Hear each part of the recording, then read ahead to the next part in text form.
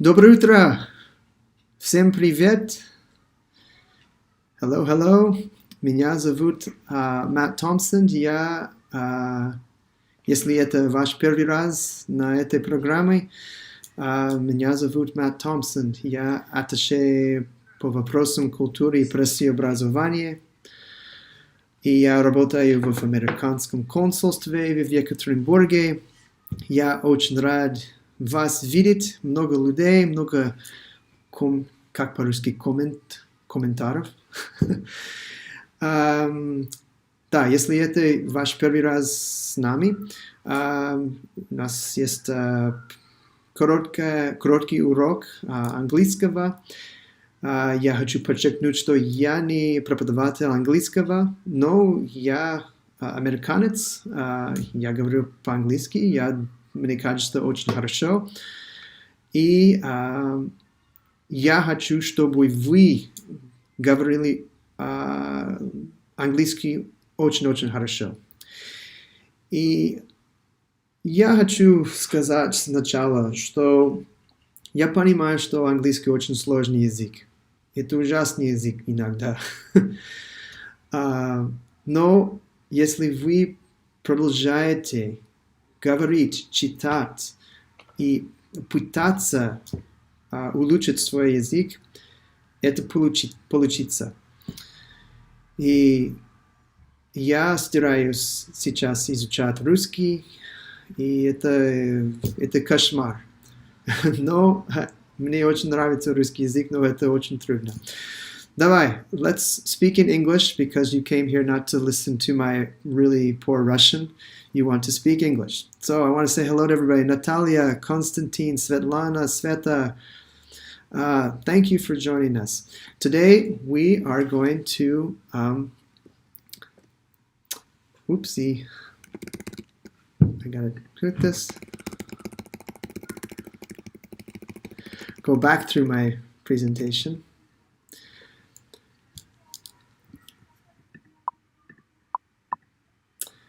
And we're going to talk about a few things. Is this lesson number 6 or number 7? Maybe it's number 7 now. Anyway, we're going to talk about some grammar, then versus than, which sounds really similar. We're going to talk about some idioms connected to food, and we're going to talk about Memorial Day. It's a big holiday that Americans celebrated just yesterday. So, and we have a special guest. And you can't see it here at the bottom because of my picture. My face right here is covering it up. But we're going to talk with one of my colleagues, Ivan Zhivkov, live from his apartment, which is a few blocks away from my house. But because of COVID-19, we can't work together. But we can through cameras. So today, let's start out with food idioms. This is kind of fun. Every week, I will give you some new idioms. And some make sense. Some do not make sense. Just try. I've tried to learn Russian idioms, and sometimes I go, oh, yeah, exactly. I understand what you mean. And other times, my face is more like that. I have no idea. So, let's get to it. So, you may have heard this one. It is a very common idiom. Remember this one. Of all the ones I tell you today, remember this one. Piece of cake. Old people use it. Young people use it. People my age, who are somewhere in between middle and old, use it. It means very easy. It means simple, easy. Очень легко. Learning English is a piece of cake. Do you all agree? Probably not. Probably not. So, use this in your everyday speech. Try to use it. That test I took yesterday was a piece of cake. This walk's not very far. It's not very far away from here. It's a piece of cake. It only takes 2 minutes. So use that one. Spice things up. Pretty common one too. It means to make something more exciting. Sometimes it's used in the romantic sense, so you can say like, to spice things up, I brought my wife some flowers today. You see the example I gave was, I wanted to spice things up today, so I combed my hair. I usually comb my hair, but that's a joke. I need a haircut badly, by the way. I think I'm about to go buy some clippers. So spice things up. Learn to use that one too. It's used more informally. I wouldn't use it formally in a letter or a formal email, but everyday speech, yeah. Next one. The big cheese. Big cheese. It's another word for boss, VIP, important person. And it can be used in a funny way. It can be used in kind of like not so nice way. It just depends. So everyone is afraid of the big cheese in our office. Is that true in the consulate? Maybe I'll ask Yvonne if we're afraid of our consul general. No, that's not true at all. Yeah. But you hear this often. Oh, the big cheese arrived. Everybody be quiet. So it's something just to know in slang. You might hear it in movies. Next one. Oh, Roxar, how are you? I'm doing fine. I like to look at the comments as they come in.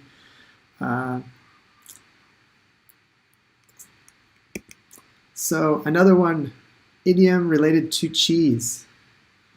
This is a really, really good one to know. If you want to sound like a native speaker, drop this in your conversation, and their eyes will go, "Whoa, you're good." Cheesy. It means silly. It means kind of, I don't know, like not serious, but not in a bad way too. So here I used an example. My wife loves cheesy romantic comedies. She means like kind of funny, silly ones. Silly is probably the closest word to use in this situation. Oh, let me see that. I like that comedian, but he's so cheesy. Or he had this cheesy smile on his face. It means silly. So use this one in speech. It's a good modern way, a good word. It doesn't make much sense because it has nothing to do with cheese. But it is a good word to drop in conversation. Let's see, get back to mine. And I think our last one is gravy train. Gravy train. I included this because it is used. Oh, I have gray train up there. It's not gray train, it's gravy. See, I even had a typo in here. I apologize. Gravy train. And if my colleague out there can put gravy train in the comments so no one gets confused. Gravy train means a job with good pay but for no work or little work. It's an easy job. So my example sentence here is, some people think diplomats are on the gravy train. Maybe we are. I don't know. No, we do hard work. We work really hard. Sometimes maybe people say, oh, the people in that office, they're on the gravy train. They do nothing, but they have good salaries. They have a nice work schedule. So this is good for your comprehension level if you see this dropped into. Gravy, as you might know, is that liquid that's salty, and you put it on top of meat or potatoes or rice. And we usually have gravy at Thanksgiving time. So keep that in mind for this is more advanced. Gravy train. So we're having a lot of insecure gravy. Padlivka. Padlivka, yes. Gravy is padlivka. So let's move on. Memorial Day. This is just so you get to know a little bit more about American culture. Victory Day. Den Победы is huge in this country. It's a wonderful holiday. It's wonderful to see up close. Last year I went to the parade in the middle of the center. It was something very special, and the Besmertny Polk was very moving. I think the closest thing we have in the United States to this is Memorial Day. Memorial Day is when people really, really take time to commemorate and honor those people who served in the military, in the armed forces, and died. People go to visit graves. They put flags up. They maybe go and visit people who had family who have passed away, and it's a really somber but special holiday. And of course, it's a federal holiday, so we have the day off.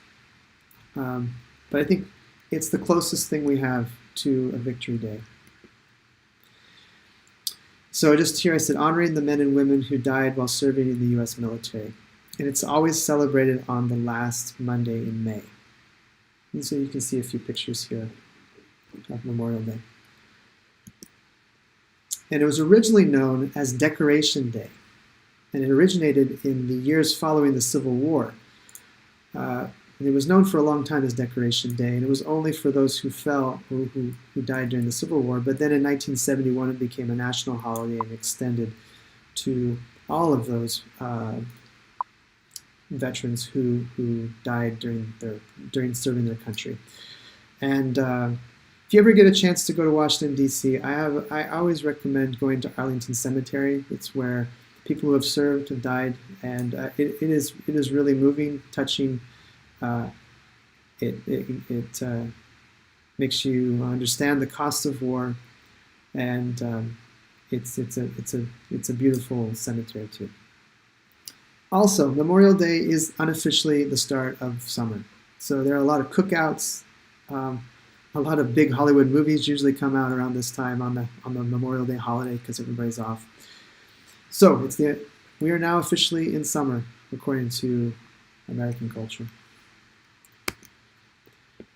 So now our grammar. We're going to do this really fast because I don't like to spend a lot of time on grammar. I want to make it as simple as possible for you. We're going to talk about then and than. And I have it right up on the screen. They sound, to your ear, they sound really, really similar. And if Americans speak quickly, it's indistinguishable. You can't really hear the difference. But then is with the E, and than is with an A. One is an adverb or an adjective, which can mean several different things. And the other one is helps you make comparisons. So we're going to do some examples right now. Okay, then. It means at that time. Or I think tagda. So come to my dacha tomorrow. I'll be ready to drink then. So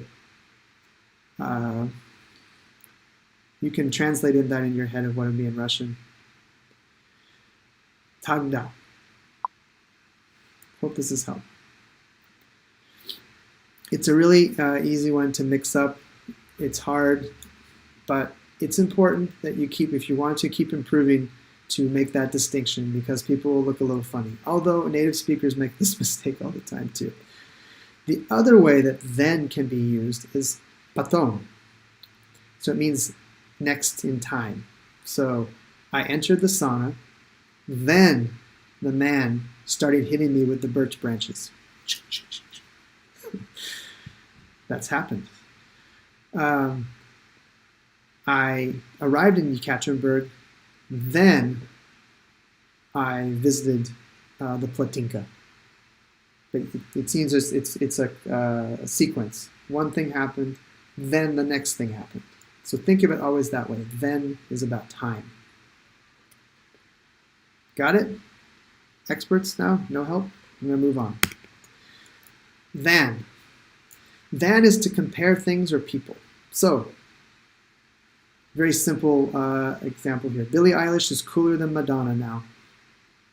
I don't know, maybe you disagree. That's a fact, though. She's cooler than Madonna. You can also compare objects and places. Like, Russia is bigger than Malta. We all know that. Russia is a bigger country than Malta. But if you listen to my speech, you probably can't hear the then and than. If I say it fast, say, Russia is bigger than Malta. Russia is bigger than Malta. I am cooler than Ivan. Ivan is cooler than me. You can't really hear the difference. So let's do a little test here. You might have seen it because I started the presentation in the wrong place.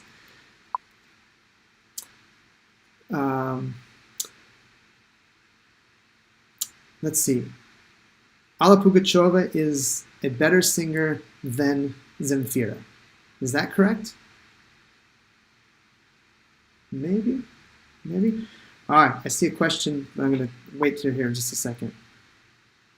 Exactly, Galina, correct. The answer is no. Zemfira, that is a better singer than Alla Pugacheva. Sorry to all the Alla Pugacheva fans. So Mike here asks, why do you use the word dacha without the article the? I suppose since it's a unique object. Well, let's go back to that. That's a good question. How did I use it? You could say the dacha, come to the dacha tomorrow. If we all know there's only one dacha that we would go to, you can say the. If you say you want to come to my dacha or your dacha. But no, you wouldn't say, come to dacha tomorrow. Another word, to make a better use in English, we'd use cabin. So come to the cabin tomorrow. We will have a party. Come to my cabin, come to their cabin, come to your cabin. You can't just say, come to cabin tomorrow. There are exceptions. We covered this last week. You only use this in a few instances, like, I'm going to school. You don't say the school. Come to school tomorrow. Come to, there's a few other examples. But that's a good question. Thank you for it. All right. So, are we done? I think we are. Can it be the here? No. No. Yekaterina, no. I think that's what I'm understanding. It's because it's my dacha. Yeah, exactly. You're right. I didn't see your previous comment. So let's move on to our special guest here, Ivan Zhivkov. Do you have your audio on? Yes, sir. Okay, there you are. The magic of Zoom. So Ivan Zhivkov, he is my colleague. We came to Ekaterinburg almost 2 years ago, a year and a half ago, at the same time. Ivan is a consular officer at the American consulate. So Ivan, tell us in like very few words, what do you do at the consulate? All right. Thank you, Matt. Well, that's a very good question. Yes, and I'm a consular officer over there. I deal with visas and service to American citizens. So Russians who want to travel to the United States, they come apply for a visa, they have an interview, and I'll be on the other side of the window. I'll be the person asking the questions. And for American citizen services, it's mostly passports and Americans who are in Russia who might need some help. So I'm the person that they reach out to. I'm the person that helps them. Service with a smile, correct? Yes, sir. That's a good one to know, actually, everybody. I brought this up with my colleagues one day, and I always say, service with a smile. That's a good phrase. Usually it's for customer service, that in the U.S. you work and you need to smile, especially in the service industry. So Ivan Ivan has a really fascinating life story. He was born in Bulgaria, and he and his family moved to the United States in 2003, just when he was 11 years old. And he moved to the big New York City, the Big Apple, New York City, a place I've only been to twice in my life, but he calls it home. And so we want to know a little bit more about New York City. What is your first memory of arriving in New York? Or when you arrived there? Yeah, I arrived there in 2003. It was in the summer, and it was a week before the 4th of July. Now, we moved to the Bronx, which is, of course, one of the boroughs of New York City. And during the 4th of July, New York, of course, has this big firework display, in order to commemorate the Day of Independence, the Day of Freedom. Mm-hmm. And what we did was we took the New York City subway, which from the Bronx down to the southern tip of the island of Manhattan. And over there, of course, we got out. There were a lot of people just camped out having a picnic. And we watched the fireworks over the Statue of Liberty. It's one of the earliest memories. It was a fascinating day. I still did not understand the significance of the day back then, but it certainly left a lasting impression that there were a lot of people, a lot of different people, but everyone was enjoying the same thing. Everyone was kind of celebrating this day. And it really, it's one of the earliest memories of New York City. And at that time, of course, like after the fireworks were done, I was excited to go back on the subway because I loved riding the train, and this was this was fascinating, And subway is the metro. New York Mhm. City is the only city, to my knowledge, that calls it the subway. It was one of the first, of course, subway systems in the world. So when we say subway, we say metro. So New York Mhm. City subway. Yep. The cleanest place in New York City, right? Oh man, I'm still friends with That's a joke. If you go to New York City, the subway, it's a lot smaller than you imagine, and I'm sure it's clean. I'm just making a joke. So if you have a question for Yvonne, please write in the comments section. But in the meantime, I want to know how difficult was it for you to learn English? You were 11 years old, which is pretty old, and you came with speaking basically no English, right? Yeah, very little. Of course, I took English classes, but it's still at a really early age, and a person doesn't necessarily make the translation that folks in other countries speak other languages, which is of course true for kids the world over. And in English, of course, I started fifth grade right away. It was not easy, of course. I was only good in mathematics for over half a year because, of course, math is the universal language. Everyone Mhm. can understand it. But of course, just being surrounded by English speakers and being forced to communicate every day out of sheer necessity was the best teacher that one can have. Just Mhm. putting yourself out there. Of course, sometimes it's a little, I was a little shy. It's a little embarrassing, but it's something that has to be done. Putting yourself out there, taking a risk, trying to use new words that you learn every day. That was perhaps the most helpful. I Yeah. mean, sure, fifth grade, it wasn't the easiest time to learn English, of course. We all Mhm. know that, children are not always the nicest people. Schools can be rough sometimes. But I would say just being surrounded in this little community, like making friends, playing together, of course, basketball and soccer. Mhm. You don't need a language for that. Of course, anyone can play. Yeah. And a lot of times, little by little, even through sports, you pick up the language, you make friends, and you become better. You get more accustomed to it. You Mhm. listen to it every day. So So you got three questions. You can answer them very quickly, just like one or two word answers. Yvonne, do you miss your native country?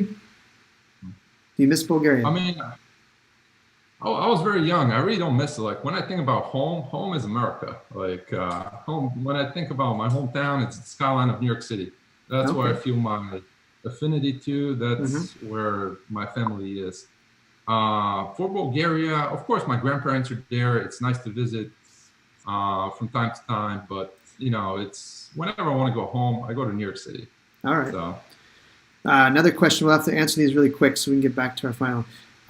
Yvonne, have you ever gone back to Bulgaria since then? oh yeah, summer Yes. vacations, winter vacations. Okay. How is it for you, Russian culture and Russian people? How do you like Russia? Russia. I mean, I love it here. It's Russians. I mean, they're friendly. They're very helpful. Of course, sometimes like speaking Russian is it's not the easiest language, of course. Mm-hmm. But I found it to be, especially here in the Euros, I found people to be very warm-hearted. They were Mm-hmm. always willing to help me get up to just make sure that I find the right street or find the right place that I'm looking for. So I really enjoy it. Next question. Do you have any relatives in the U.S.? I would say yes. Your parents live there now, and your brother lives there. So, yes. Mhm. Correct. What is more important first, English words or grammar? Do you think? Like learning. I mean, you're asking a New Yorker here.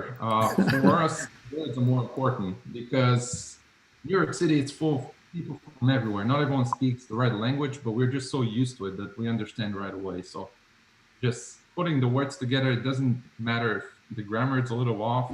If we understand, and we move on. Hmm. So, I think that's a great advice. Yeah. Yeah. Um, then we got a question. Matt and Yvonne, what is your favorite bar in ECAT?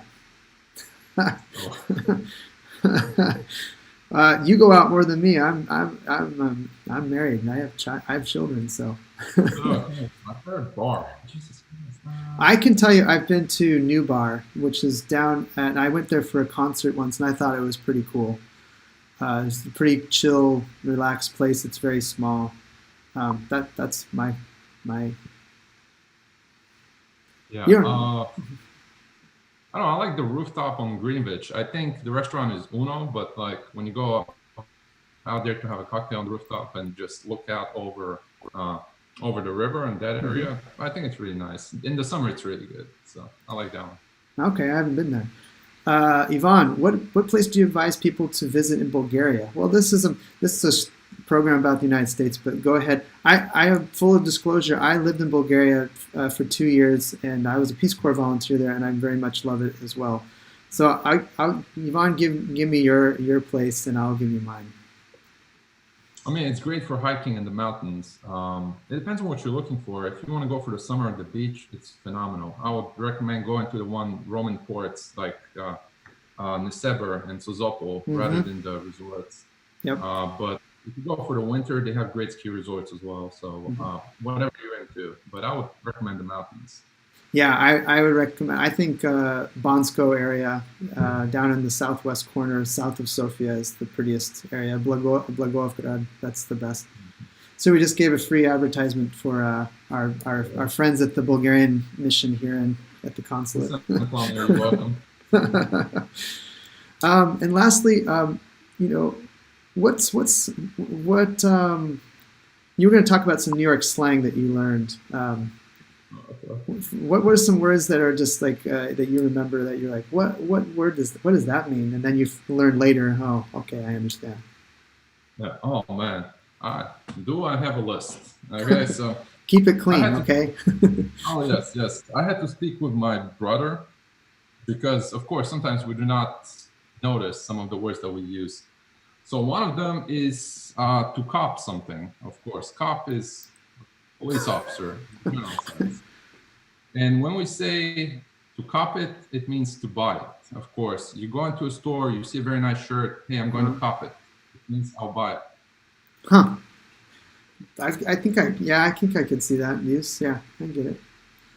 And it's used in rap songs. For example, when they use bling for fancy jewelry or clothes, when they say you want the bling and cop it, it means see the bling and buy it, of course.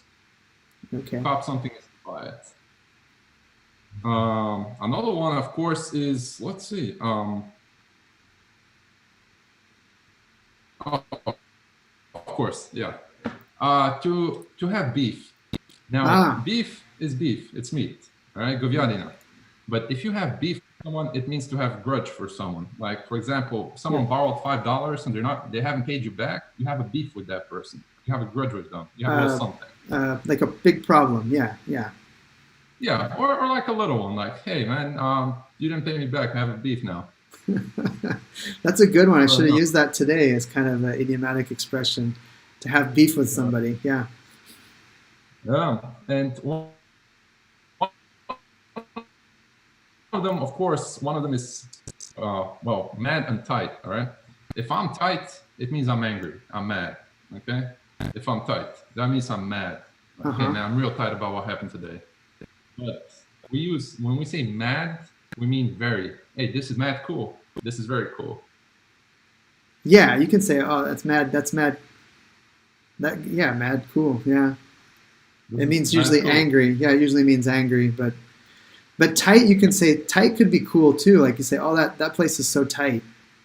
That could be like a positive thing, right? Oh, I think we had a connection. You could say that thing is tight, and that means it's good, right? Yeah, actually, that's true. Yeah, you can say if someone is tight, that means the person is angry. But if something is tight, it's cool. Okay. All right.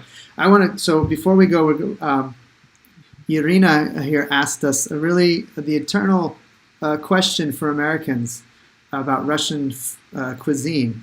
I'm going to put it back up on the screen here because it's... So, what do you guys like more, holodets or herring under fur coat? I will say Siloka put boy is better than holodets. Sorry, but I don't eat meat, so I don't eat either one of them. Yeah, I like herring under a coat a lot. So that thing I can eat it all day. Yeah, Holiday, I've gotten into it. I tried it the first time, and someone said add black pepper to it, like a little to sprinkle on it. Mm-hmm. It's good. Like if you're having a Baltica #7, oh, it's phenomenal. I think I remember when we had lunch, it was before this all coronavirus stuff happened a while ago. I remember you ordering that maybe for lunch. And I think Tony and a couple of our colleagues did too. All right, last question here. Last two questions. You got to answer them really quickly. Ivan, do you do any sports here? Sports, I run, I do weightlifting, and I do strength training over at the parks, Uh-huh.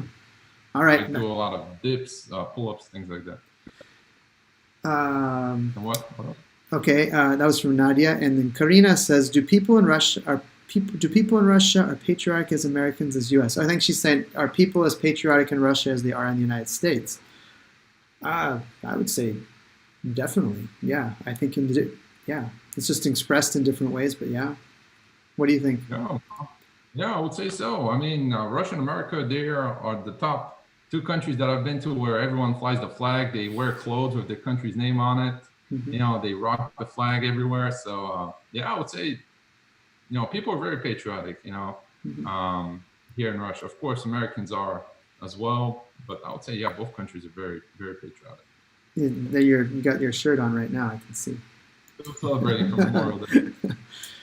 All right. Well, thank you so much, Ivan. Spasiba for taking time. And if anybody else has questions later on, just put it in the comments. I'll send them to Ivan, and we'll answer them later. Okay.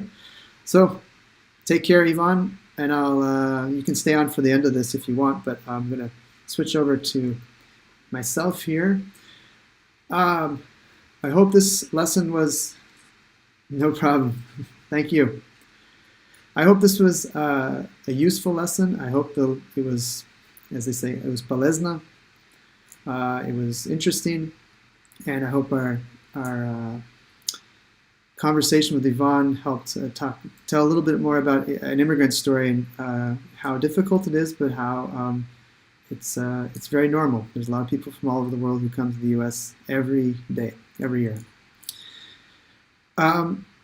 Questions, comments, and ideas. This program will only be as good as the information you give me. So you need to tell me, cover this, or this doesn't make sense in English. Я не понимаю, почему американцы говорят так. Just tell me. Send us a comment. You can do it in a direct message, or you can leave it in the comment section. I read every single one of them. I will write back to you. And we will be doing this every week for quite a while now. Tell your friends, tell people who are interested in learning English to join us. Again, I won't waste your time with a lot of theory and lots of complicated structures. This is English you can use right after this. Again, one more question. Is there any events here in Ekaterinburg where people can meet and chat English online? I don't know in person right now. It's a little bit not safe to be meeting in person in large groups. But I will say we are working on a virtual English club, and it will come very soon. So if you want to speak with me, or you want to speak with some of colleagues or other native speakers, we are going to figure out a way to do that.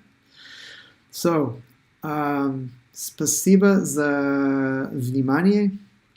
Я хочу улучшить свой русский, и если у вас есть совет о том, как улучшить, о том, как говорить лучше по-русски, напишите мне, потому что это сложный процесс для меня. Но увидимся на следующей неделе, and I hope you have a wonderful day. Be safe, wear a mask, and hope all of you have a wonderful, wonderful week. Take care. Bye.